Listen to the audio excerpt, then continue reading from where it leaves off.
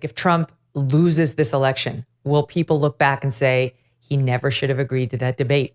They could have kept Biden behind closed doors. The enthusiasm would have stayed low. He wouldn't have had a reason to force, Biden out of the race. I hadn't thought about it that way at all, but I can see the logic. The second point on this tweet that I'm not remembering who was the author of it, but was that the second mistake that Trump has made in this race was picking JD Vance.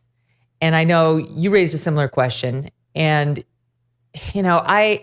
without regard to whether people like JD or don't like JD or wanted JD or didn't want JD, that's a question worth exploring now that the race has changed and Biden's out and Kamala's in, because now it's going to be all about race. It's going to be all about gender. Every little comment, not just JD or Trump make about women or minorities, will be blown up as front page news items for days. But anything any Republican says, it was like some Republican talking head on CNN said something which they spent a week hitting on from the Kamala Harris team. So never mind if it comes from the vice president or the presidential nominee. So what do you think of that second question? So, do I think there's only one rule with vice presidential candidates, and that is they shouldn't be able to damage you. Meaning that the vice presidential candidates rarely have an upside. There's always this talk of like, you're going to pick a VP, the VP is going to win his home state. That really doesn't materialize very often at all. Nate Silver tried to quantify this. He suggested that maybe a vice presidential candidate in best case scenario might be worth like 0.4 of a percentage point in their home state. So I don't think that you can count on your VP to really add this massive upside to your candidacy. The one thing you can do is sort of damage control. I don't think that JD is like a massive downside guy. I just think of the pick of JD, and again, I think JD is brilliant, but I think that the pick of JD is more of a blown opportunity by Trump. So let's go back a couple of weeks to the RNC, and Trump is beating the hell out of Biden in the polls. Let's say that instead of going JD, he goes, say, Glenn Youngkin, right, who's the kind of the last alternative pick, and the one who I understand Susie Wiles, who's his campaign manager, was pushing for. So Youngkin is a relatively popular governor of a purple state, deeply inoffensive to pretty much everybody across the aisle. They would have attacked him, but he'd already been battle tested because he'd already run a very rough gubernatorial race in Virginia. And let's say that Trump had done two things. Let's say he picked JD, that he picked Youngkin rather. And let's say that his acceptance speech had gone 35 minutes and not 93. Let's say that he had told his story of the assassination attempt, said a couple more words about unity, and then stopped. I think there's a good shot the election's over no matter what, because the feeling of momentum that Trump is actually a unity candidate, bring the party together, trying to open new spaces for the Republican Party, as opposed to doing with JD what I think everyone sort of agrees was a legacy pick, an attempt to turn Trump personally into a Trumpism, or to bring somebody on who's very personally loyal to Donald Trump. I don't see exactly what JD as a pick did. I said this at the time. I'm not sure what it did as a pick to add votes to the Trump coalition. Trump already does amazing with exactly the Rust Belt audiences that JD mostly appeals to in Pennsylvania, Michigan, and Wisconsin. In fact, Trump has wildly outperformed JD in the one state where they both competed, in Ohio. And by the way, so did Mike DeWine, right? Mike DeWine, the governor of Ohio, who's way too moderate for most Republicans. That guy won his gubernatorial race by 20 in the same election cycle where JD won by 6. So, by the way, that's the reason why Vivek Ramaswamy will not be the next senator from Ohio, because Mike DeWine is not going to pick him. That's 100% right. So again, I think that the pick of JD is more a missed opportunity than it is like a massive downside pick. I also think that the beauty of Trump as a candidate is that there's nothing to attack him on because he's already been attacked on everything, right? As I've said about Trump for almost a decade at this point, he's a mud monster. So if you throw more mud at him, it's just more mud on the mud monster, and it's total. He's black socks. They never get dirty. The longer you wear them, the blacker they get, right? That's Donald Trump as a candidate. No matter what you do to Trump, it just looks like more Trump. The problem with bringing on a very fresh face who's never been battle tested in a gubernatorial race, for example, is that all this stuff is fresh. And JD is particularly fresh because all of us, I mean, you've said it, I've said, we've all said stuff over the course of our political careers that, don't sound great out of context. The thing is that most of us said it like 10 years ago. JD, because his trajectory was so short, he went from running a Senate race in 2021 to being the vice presidential candidate in 2024. That means your vetting period is super duper short. And so the time period when he went from, being on Tucker and saying kind of funny and inflammatory things to being the vice presidential candidate is incredibly short. Now, does that mean that it's not unfair? Of course, it's unbelievably unfair what they're doing to JD. They're deliberately misreading what he was saying. They're trying to now suggest that he is a weirdo. And again, I think that what that really is a defensive maneuver in order to prevent people from recognizing the true weirdo in this race is Kamala Harris. She's a weird lady. And the Democrats.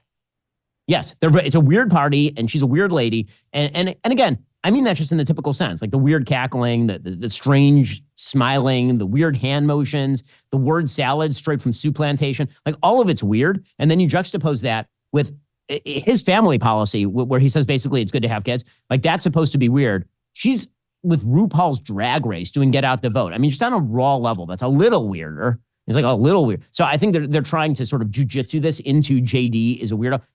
With all that put aside, do I think that Trump could have made a more politically savvy pick to win the election than JD? Yes, but I don't think that's what he was doing with JD.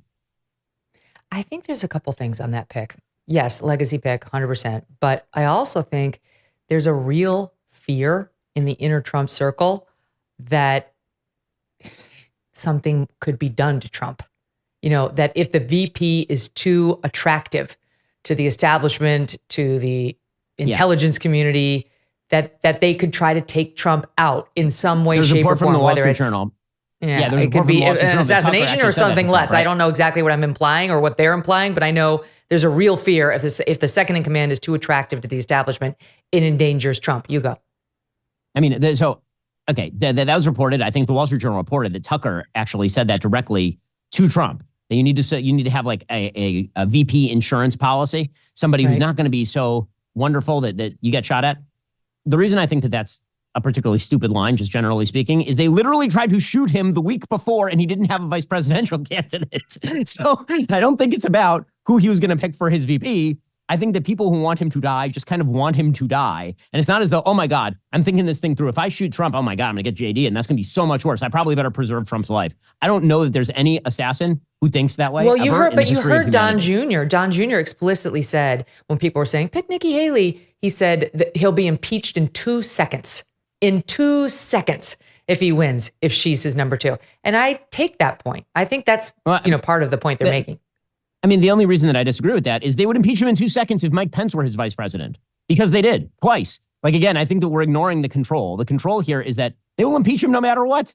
I mean, are we pretending? You don't think there's a greater temptation if you've got like a Haley or a Youngkin who they love? They don't love, but they loved Haley. And they would tolerate Youngkin more than, a MAGA type like JD. I think it's an incremental temptation. Let's put it this way. They 99% want to impeach Donald Trump no matter what. And now they're like 99.4%, depending on who exactly is the vice president. I don't think that you select the vice president on the basis that they might be slightly nicer to you if you pick somebody who is slightly worse for them as vice president. Again, like if you're Trump and you're just gaming out how to win, like my main focus for Trump is how do you win, right? I'm a donor to his campaign. I want him to win. Like all of this is like assuming he wins. How about we get to like the part where he wins and then we worry about what comes next. I would like him to win. But don't you think, Ben, you and I, how many times were we on the air together in 15, 16, right? Back when I was at Fox.